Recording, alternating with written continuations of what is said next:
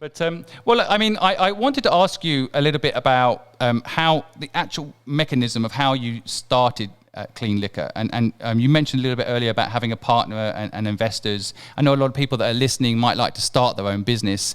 Did it just start with an idea and then you started telling people and you got rallied the troops, or how did it play out? It started with an idea, and I ended up going to the distillery and seeing, what it was possible in terms of alcohol-free gin. And we got to a point where I was quite happy with the product. And when I was reasonably happy with the product, I realized that, getting it to market is something completely different. And I have no understanding of the alcohol world or even the retail world, nothing really. My relationships did not stem into the business world per se.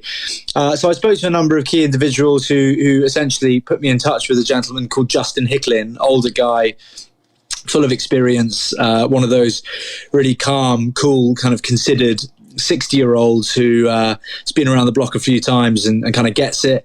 And he helped me to mold a plan, essentially. He's one of those guys that walks around with one of those kind of A3 pads of paper at all times with a pencil, and kind of he got it out and he drew up a plan of how to structure this business. And actually, I can remember being just really quite impressed with the level of detail that he went into, on day one. He requested some equity for his time were he to stay on as a partner. And we agreed a deal. At the time, I was very protective of my $1 billion idea, call it, whatever I thought it was worth in my mind. And I wanted to give away like next to nothing. I didn't, this is something that it was mine, and I'm happy to kind of build the team, but the idea is mine. And ultimately, you realize quite early on that good people are not going to spend huge chunks of their time and resource without an end game. They will have their opinion on what your business is worth and what the potential end game looks like.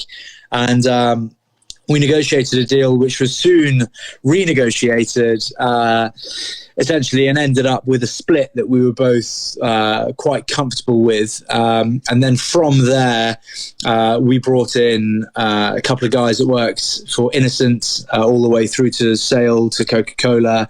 And then we grew the team essentially from the 4 of us to now 11 of us, with a plan to make it 28 by the middle of 2021.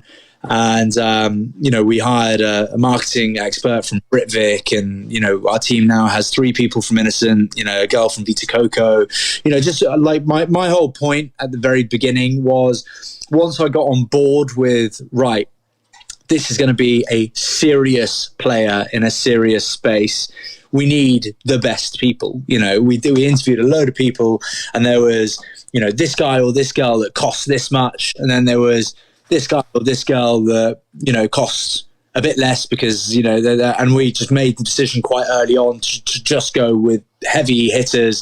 I had essentially opened a friends and family round and had hit a bit of a plateau with the raise.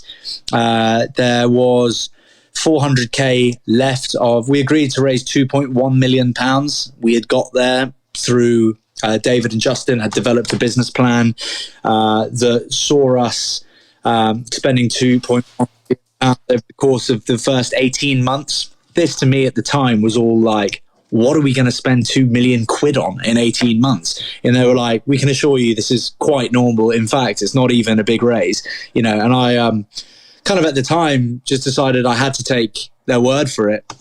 All the while as well, thinking, of that scene from The Social Network when Andrew Garfield signs that that contract that essentially screws him out of the company. Yeah. Would you like to use my pen scene? And he just signs it, without reading Thinking it. that they're his lawyers, yeah. Well, every time that we were signing anything major, I was thinking like, I've never done this before, so I was having stuff looked over, unlike young Garfield. And anyway, so we've gone off piste again. But when we had about 300-400 grand left of the round, I read an article. Somebody sent me an article that was written by a lady called Ashley Brazier from Lightspeed about beating the 3-tier distribution system in the States and how young entrepreneurs are turning to non-alcoholic variants of popular spirits. And I read it, and it was midnight here, and I went onto the Lightspeed website and I found her contact info, and I asked her if we could talk. And I said, it sounds like your article is literally written about us. This is what we are doing. And she said, why don't you call me in half an hour? And it was 12:30 at this stage. So I spoke to her for an hour in the middle of the night.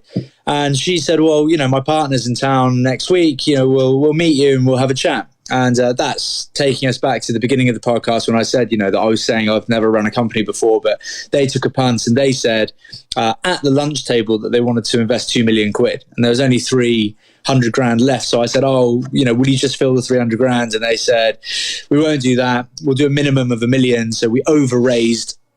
And essentially were oversubscribed, and I sold more of the company at that stage than I had planned on. But the general consensus was, this is Lightspeed Venture Partners, mate. Like, if they come knocking with 1 million quid, you don't tell them to fuck off type thing.